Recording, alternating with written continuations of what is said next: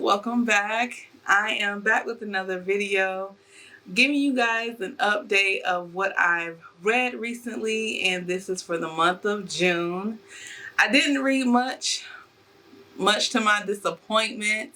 I don't know why I give myself such a hard time about how much I'm reading. I feel like I'm not reading enough, and that's just because I'm busy and life be lifing, but I know I shouldn't give myself a hard time. Like, there's some people who don't get one book done. You know what I'm saying? Anyway, I only got 2 reads done for the month of June. But what I read was really good. So, of course, I got to share what I checked out. And hopefully, these are some reads that you can add to your list as well. So in one of my previous videos, you guys went with me, if you watched that video, to do a library haul. And one of the books that had been on my list to read and I was able to get from one of my local branches was Ghost Station by S.A. Barnes. It is a space horror thriller. It's also got a little psychological thriller component, a part of it as well. So if you didn't watch that video, I will give you a recap, a bit of the synopsis of what Ghost Station is about. Dr. Ophelia Bray is a psychologist living in the year of 2199, and she's dealing with a lot. Okay, she has a lot going on in her life, professionally and personally. And both of these parts of her life are affecting the other. Personally, she's considered the black sheep of her family for circumstances that were completely beyond her control. She's fought hard to try to deal with her traumatic upbringing and has gone into this profession to hopefully help others deal with their issues. Her family is like the second richest family on planet Earth, and they have their hands in a lot of different things, including running a company where they purchase the rights to uninhabited planets. Now, Dr. Ophelia wanted no part of the family business, nor did she want to be under their thumb. So she pursued the career profession of psychology and actually works for a rival company in their behavioral unit. After a near career-ending event, Dr. Ophelia gets an assignment to travel off-planet with an exploration team. And this exploration team is dealing with the recent loss of one of their own, and the last thing they want on board is a shrink keeping tabs on their fitness to continue and potentially ruining their livelihoods. This team is assigned to make several planetary stops where they will be doing a bit of reconnaissance and cataloging of resources. The first stop is to a planet that hasn't seen human life in over 3 years, after the last crew mysteriously abandoned it. Big red flag, right? This crew has been together for years, and they're going to go where they're paid to, right? But it's definitely a red flag that the last crew to go to this planet just left it without a clear explanation as to why. When they reach this planet, there are a lot of unanswered questions, and some of the answers that they're going to find are going to be deadly ones. The modality in which the horror was introduced in the story was different. The horror was not in your face, so you won't be reading about giant man-eating extraterrestrials. Neither was the horror gory. So if you don't like reads with gore, but you like horror, this might be something you want to check out. The author took her time in a good paced fashion in introducing you to the environment where this story would be taking place.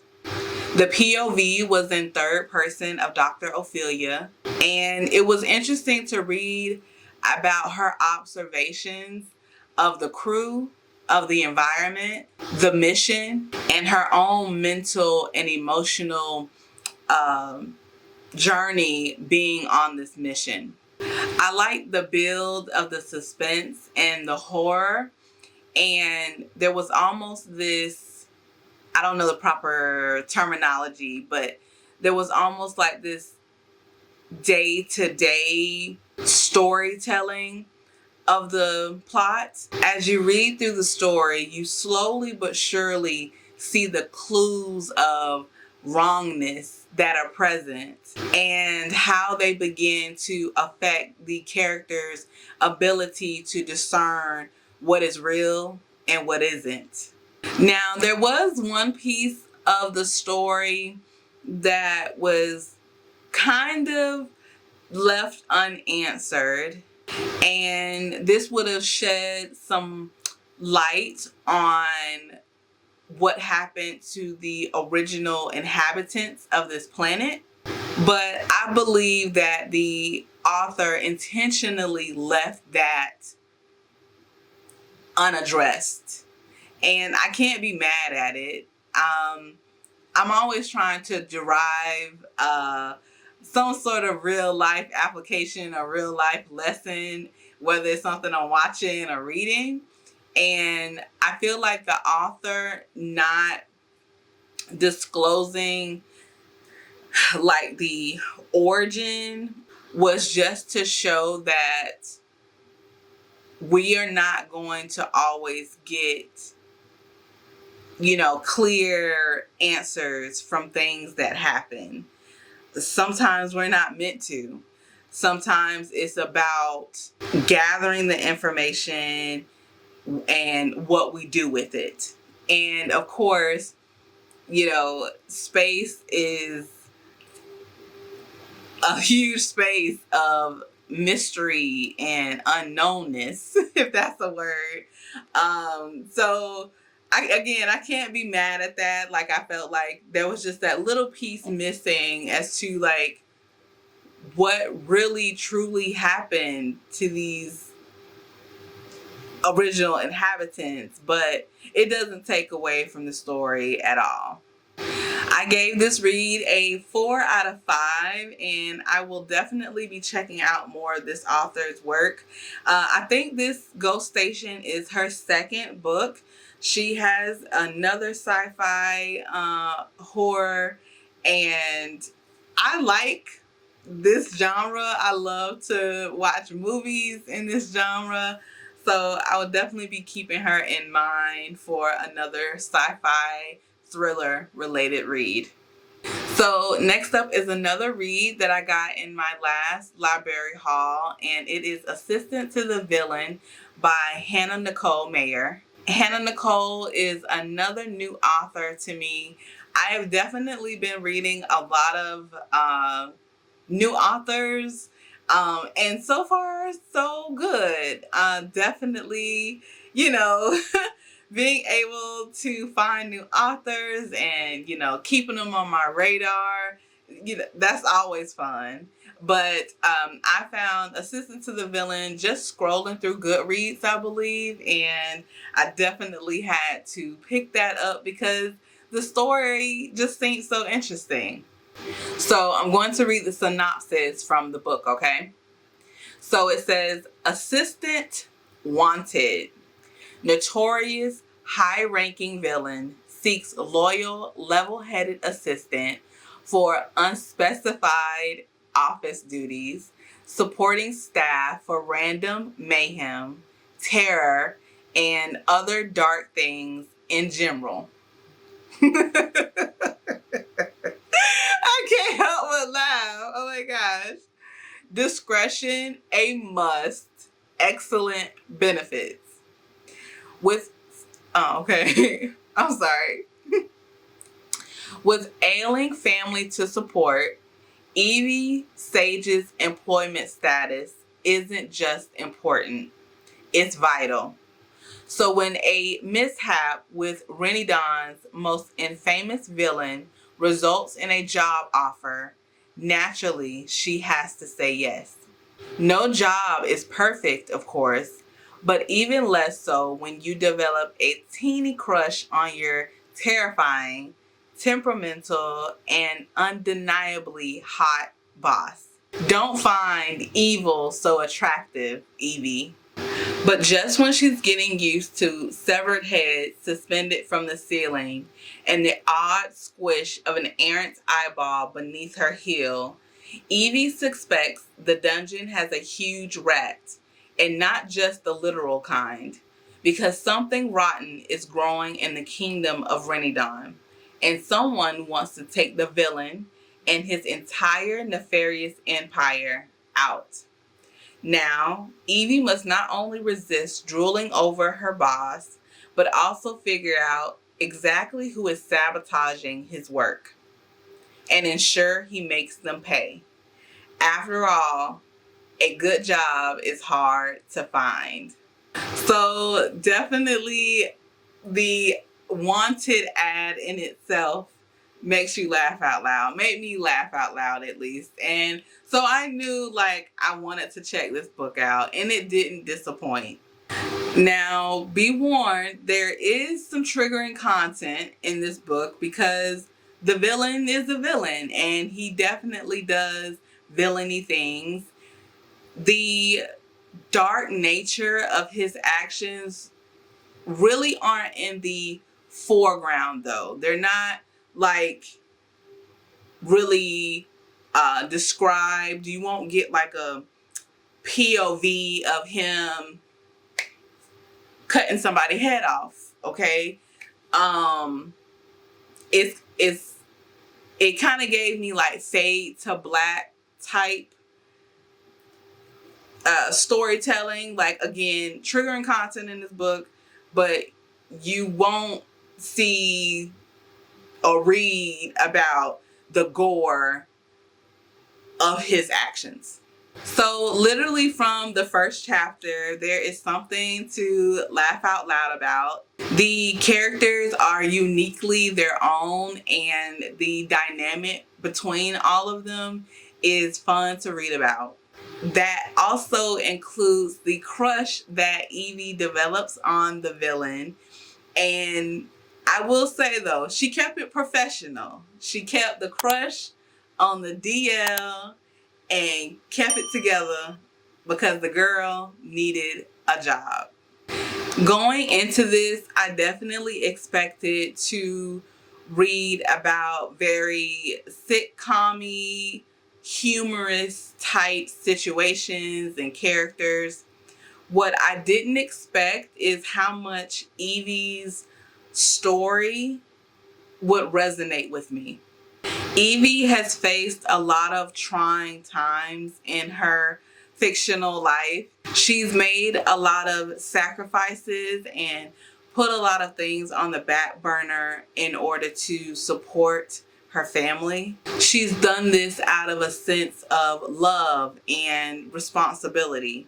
Her family is her world, and again, day in and day out, she's figuring things out, supporting her family, but also hoping that one day things will change for the better and that she won't have to carry so much. Her better is when she runs into the villain and she's thrusted into a new situation that gives her a renewed sense of purpose and a spark for finding her own happiness. There's also a moment of reckoning that definitely resonated with me because it reminded me of how important it is to be mindful of how much of yourself that you're giving to any situation or anybody. It's hard, but you definitely have to put yourself first. Evie definitely had a moment or moments in this story where she had to come to the realization that, like, you can't keep giving all of yourself to a situation. You can't be a source of support and giving if you have just had blinders on and there's nothing left to give. I actually saw a post that said it well, and it wasn't related to this book, but I saw a post that really summed up what Evie went through, or this moment of reckoning. And also, like, again, this lesson resonated with me as well. Sometimes you have to have your feelings hurt in order to get that lesson that you need to focus more on you. The second book is coming out in August, and I believe it's called Apprentice to the Villain.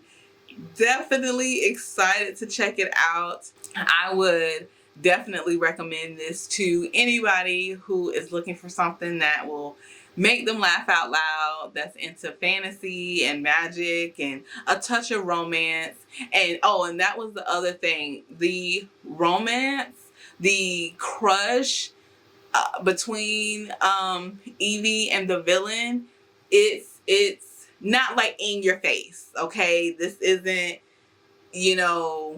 one of the reads that's a little bit more spicy. No, the romance, the crush, rather, it's a crush, definitely crush like feelings. It's gonna grow, right? It's gonna grow, but it's definitely like on the way less spicy side. Okay, so that is not the whole focus of this book at all. So yeah, that is what I read for the month of June. That's what I completed anyway. Definitely had my eyes on some other reads, but I really only like to share with y'all what I have finished for the month. So yeah, Ghost Station and Assistant to the Villain.